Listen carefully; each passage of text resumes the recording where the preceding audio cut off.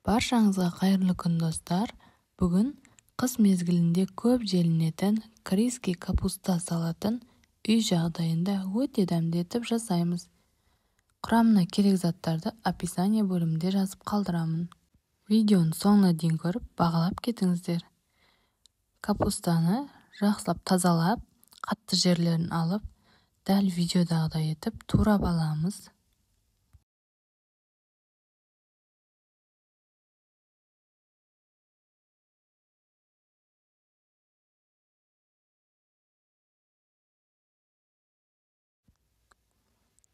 Капустамызды турап болған соң, бос ыдысымызды алып, капустаны саламыз және жақсылап араларын ашып дайындап аламыз.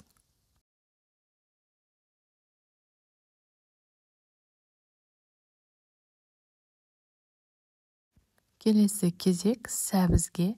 Сәбізді майда үпкіштен өткізіп аламыз. Сосын жаңағы дайындап қойған капустаның үстіне салып, бір ас қасық тұз және бір ас қасық қант салып, жақсылап қолымызбен мыжып араластырамыз.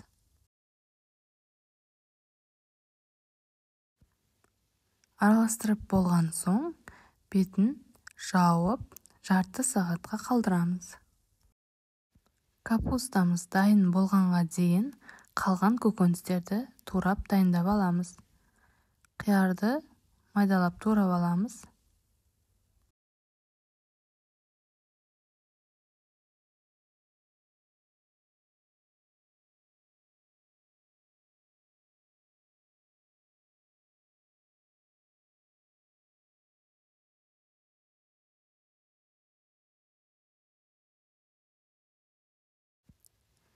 Көбінесе помидор қосу қажет емес.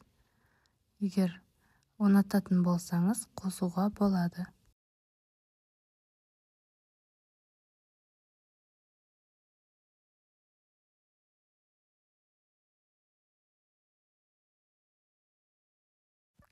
Қалаған түрдегі көкшөптерді қосуға болады. Мен салат жапырақтары мен укропты қостым. Менде укроп мұздатып қойылған, дайын тұр. Енді салат жапырақтарын майдалап турап аламыз. Ізінен пиязды да майда 4 бұрыш етіп турап аламыз және бөлек алып қоямыз. Өйткені оны соңында майға қуырып қосатын боламыз.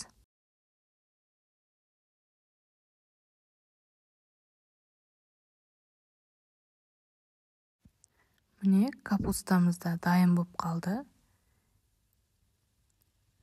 Бетін ашып, капустаның шыққан суын төгіп тастаймыз.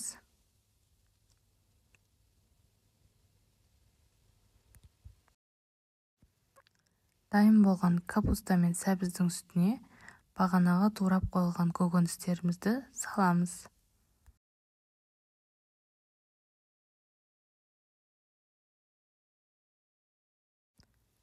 Қатырылған укроптан 2 шай қасық қостым.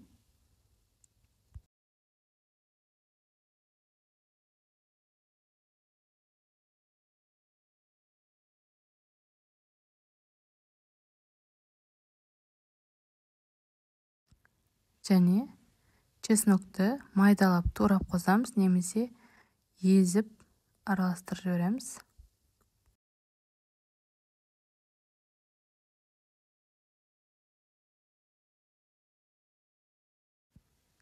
Ізінен езілген қара бұрыш және езілген қызыл бұрышты қосамыз. Яғни паприка. Уксустан 1 ас қасық қосамыз. Және бағанағы туралған пиязымызды майға 2-3 минут давамында қуырып, салаттың үстіне қосамыз. Қатты қуырып жүрмеңіздер, 2-3 минут қана қуырсаңыз жетеді.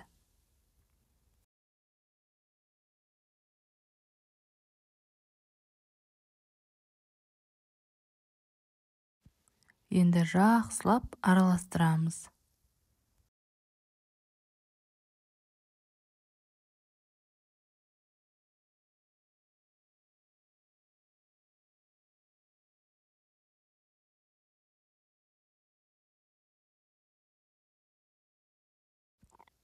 Міне, салатымыз дайын болды.